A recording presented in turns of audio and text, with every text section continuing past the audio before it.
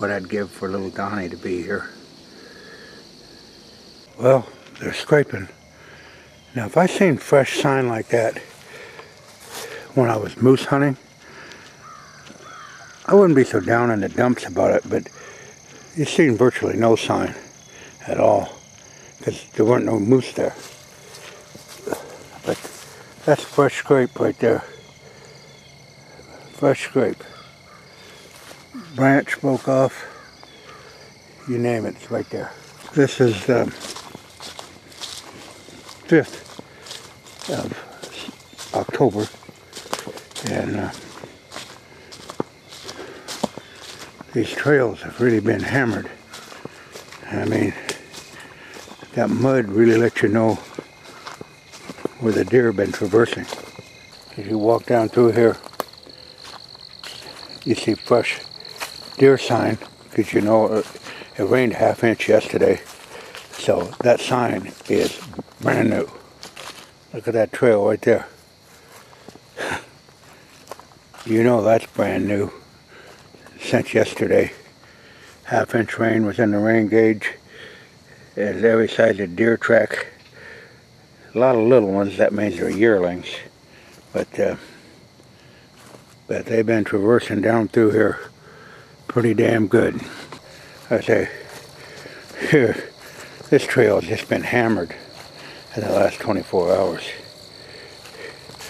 Now, I know moose hunting and deer hunting are completely different, but it's up to the guide to stay on top of things, not come out and kick a pile of completely dried deer shit or moose shit, flew up like dust, and say they've been here.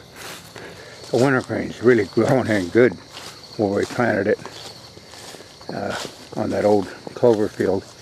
And I say this is October 5th. And you see we still got good clover in here, but it's also being inundated by the grasses, which would have been, wow. I say, that wintergreens is holding its own. That's why you got to scout, scout, scout. You can't just go out the day before the hunt and decide you're going to look for sign. There's another sign of a scrape going on right there, overhanging limb. And I don't know the size of the buck, I don't really care, but I know that a buck was in there making his mark right there. This trail that I'm going up here, I cut through here several years ago in July with my little blue tractor. And you can see that when you just open this bush up so that the does and the yearlings could traverse it, they really go the easiest route. There's a mushroom. Yeah, they really found that trail and used it extensively. And like I said, we mowed that in there probably 4 or 5 years ago. And I think I might have went down here one time this year. But as you kept it open, you can see the fresh deer track. And that gives you an idea of the movement pattern. You know, not to say they can't lay in the bush on either side, but for a travel corridor, that makes it easy. And here is another limb, and scraping activity is going on. Pretty darn good already. A cool night, wet weather, hard and horn, and the 5th of October. When you're passing through, especially in the white-tailed deer world, you're not going to bump a buck or move a buck. They're not going to run out of the county. That's just some philosophy of some person that needs to go get Xanax or something because they're so paranoid. Those deer run into humans almost every day of their life, and that's what made them so successful, is they can live right around the human and live in their backyard. So scout the freshest sign, set up on it. And as far as that October lull, you know, I'd like to take those people that talk about the October lull and knock them right on their ass, because they don't know how to hunt, number one, so they don't see no deer, so they start bitching and making excuses. Because I've scored some of the highest scoring deer we're taking in October. Right now, I know a gentleman, I won't mention his name, but he shot a 224-inch non-typical on the 5th day of October in the so-called October lull. So hunt when you can, blow them other clowns off, because all they're trying to do is draw attention to themselves. Down here at that new clover field, and I'll tell you what, that's going to have activity on it. This clover field, by the way, has had a total of 6.5 inches of rain on it since the 1st of October. So it's really been deluged. So neat to see the fruits of your labor pay off. Like I say, killing a deer is irrelevant. Just taking and putting yourself out and doing the tillage work and getting a crop of clover growing like this down in the bottoms. And it's really tall too. But we won't mow it because we want the tonnage on there. Venture over here with me. I want to show you something. And it's pretty unique in a way. Those deer are amazing critters. Okay. There's some big cracks in the mud. And you can see where they broke the limb off. And you know, all my years of moose hunting, I've never seen a leg-sized rub on a tree. I've never really seen much sign, but look at this trail going up here. Man. And keep in mind, it just rained a ½ inch yesterday, so what you're looking at is fresh sign. And there's some fairly good sized tracks in there. So, like I say, they come around here, and I see they're getting into this limb right here, right on the edge of that new clover field. That scrape ought to just grow and grow and grow. Like I say, this is October 5th, 2019, and I guarantee you, the 1st of March 2020, that clover will be cropped down to the ground. Had quite a bit of water passing through the Missouri crossing. It's down now, but oh, it's getting that time of year, that's for sure, folks. There's something of interest. I hung those pin oak leaves up there last year behind that stand, and the leaves are still on that limb, and it still would be working a year later. Yeah, you can still see the dead leaves on there. If you cut them right now, they'll stay on, and that's apparent. They'll stay on for a year, and they help block up the background. Up here is one of my traditional scrapes. I hung that limb the other day just before it rained. Yep, they're working it. I think I'll refresh it.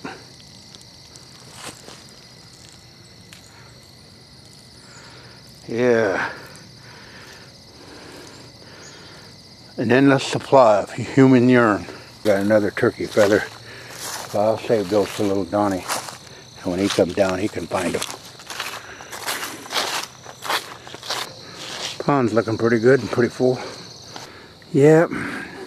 I don't know if I told you the story about that deer, but that was a 3D deer mount. Instead of throwing the head away, I mounted it on the tree. Looks sort of cool out there. Just gives a little character to your landscape. Nice thing about having these mowed trails is you can really do a lot of scouting fast. You're not busting through brush. You're just walking pretty well-maintained trail, and as you've seen, the deer gravitate to those, so they're just like human. They'll choose the easiest way to, if they're leisurely walking. So it sure helps scouting because you can do a lot of scouting fast. This is where the corn went south on us, and now I want to show you how deep this stuff is. That stuff's knee high. And for those clowns that were chastising my effort, telling me all I was doing was ruining the soil and drying it out, burning it up. Well, so much for their know-it-all bullshit. That's product no plow right there. And I did plow that corn under, so that added more organic matter. But boy, that stuff, that's knee deep out in there. That will be a long time. Lots of food there, lots of tonnage. And I'm glad I did it my way, not the so-called expert's way, because, well, the results speak for themselves. There's some critters right up ahead of me.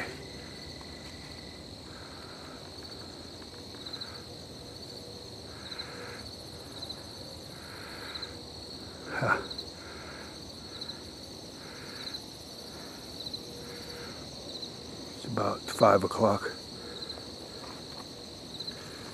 We'll see what we do. I'm still going to walk back there. Mama doe and a baby. There they go. Back into the woods. Yeah, here's what they were eating. They were really on that. They were really on that forage oats. I left that little bit of corn there just for structure, and it gives them a little bit of security. There ain't no corn in there, but I did plant forage oats, and some places it grew. But boy, this forage oats really grew. That's that white blade grass you're seeing. That's the oats, and whew, they really produced a lot of tonnage up here. Lots of tonnage. Pure traction's looking good. Like I said, it's all about how much rain you get. This plot back here grew in pretty good. Everything grew in pretty good. I noticed I got some velvet leaf out there, but that's the way it is. There's tons and tons of forage out there, and it warms up this week, it'll really even grow that much higher. Yeah, lots of brassicas, turnips, you name it. Another turkey feather. Little Donnie's gonna have a heyday. I'm not saying any sizable rubs. Just a few minor scrapes. But boy, this trail, look at this trail. Heaven's sakes. They got that thing beat. And that's taking us back to the Alpha Rack Plus field, which looks gorgeous. I mean, it looks pretty pristine for a man that don't know how to plant nothing, burns up his soil, ruins his organic matter. List goes on and on. When I see those comments, I just laugh. I can only imagine what the person looks like themselves. One of those no brains, no till type people. That's all they want to do is, sooner or later you're going to have to till the ground, because it's going to be compacted. And anyway, that's just hillbilly's opinion. Boy, it looks beautiful up here. October 5th. What a beautiful spot to hunt. And we come in here with that secret blend from Whitetail Institute, and we planted that in a shady area. And I'll tell you what, I'm going to find out what they call this stuff tomorrow, because it really came on like unreal. Last year I couldn't get secret spot to grow back here, but whatever they gave me in that little bag sure did work. Sure did turn the tables around. Wandering down the fence lines, making sure that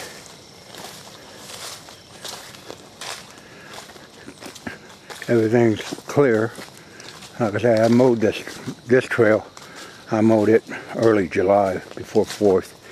It was hot, but once you mow those trails with the 6-foot bush hog, they stay mowed because the sun don't get to them. Oh, we got another scrape going here. A little scrape. Overhanging branch on the main trail. That's 3. Nothing big, but they're getting a little bit in the mood. It was funny. Years ago,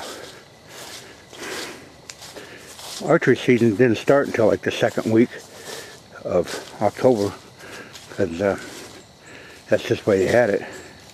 And now it starts the 1st week of October. The earliest I've ever killed a deer, a buck, was I killed one on the 9th of October. I don't know. It's been a long time, possibly 1984, something like that. And I was buck hunting, and a buck come out, and I harvested him. And then the season was over. There's those old Christmas trees. They're still out there. They still look like brand new. Been in the shade. I'll be putting the blind up there. And little Donnie will be out here before long. Stuff now called conceal. And you can see it's higher than my head. And I'm right at 6 foot. So it did what it said it was going to do. And it's really going to be neat that I can traverse through here, walk through here, and nothing will be able to see me if it's out there on the open fields. So it did work pretty good. I'd highly recommend it. I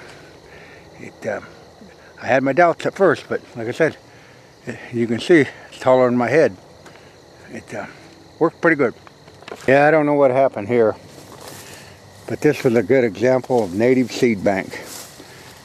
I disted the beans up in here and left it sit for a couple days, and you can see the forage oats in there, but they didn't germinate. But I'll tell you what did, and it's not something I'm proud of, but it's the way it turned out. That velvet leaf looked like I seeded it with. I'd never seen such a crop of velvet leaf. Oh, there's native seed bank 101 right there. Unbelievable.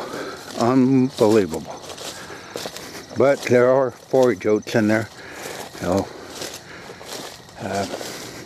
that took its toll on them, though, taking all the nutrients. I raised a hell of a crop of velvet leaf. The beans, well, there's some beans, as you can see on there, but one word would sum this up: suck. Boy, there's been some extensive grazing on these beans. They've really ate them down. But, you know, and then as you get over here, you can see quite a bit of population on them. And so they didn't make beans, but they really got grazed upon this year. Like I said, this is the only bean crop in over a square mile. So, Lord only knows how many deer gravitated to this place. Oh well, it is what it is. And you can tell, I've never seen them this extent. Just the other week, this was up to my knee. So they've really got onto this now. And there's, so, oh well. One year it's a boom, next year it's a bust. But there are plenty of beans there. But like I said, they've been browsed on extensively. That's why if you don't have very many beans, you're better off not even plant them. Now we get up here and you can see those beans are knee high. And that's pretty nice. And there are a good population of pods. But like I said, this was a tough growing year for everybody in agriculture. And now a lot of people can't, they got water standing in their fields and they can't get their crops out. Oh wow. Bad luck, wouldn't have no luck at all, I guess. What you're looking at there is I walked through that cornfield and I sowed forage oats in there because I knew it wasn't going to make corn. So there's a lot of forage oats in there because I didn't want to take the stalks down. Left them for security. And forage oats grew up in there pretty good. Got a couple of deer coming and going at nighttime here. Boy, I'll probably be 8 out of house and home by the 1st of November. Here's what I was looking for. That's a traditional scrape. And here's another one opened up. Oh, they're definitely starting to scrape. No rubbing so far, but that'll be next. That's what I was looking for. You can see that new shiny spot right there. And that's an old traditional rub right on the main trail. Now that's probably a yearling buck, because he gets rubbed up pretty good with testosterone. But they're starting to rub. Well, that's going to put a wrap on our short walkabout. And food plots are looking good. And started seeing some buck activity. So, 5th day of October.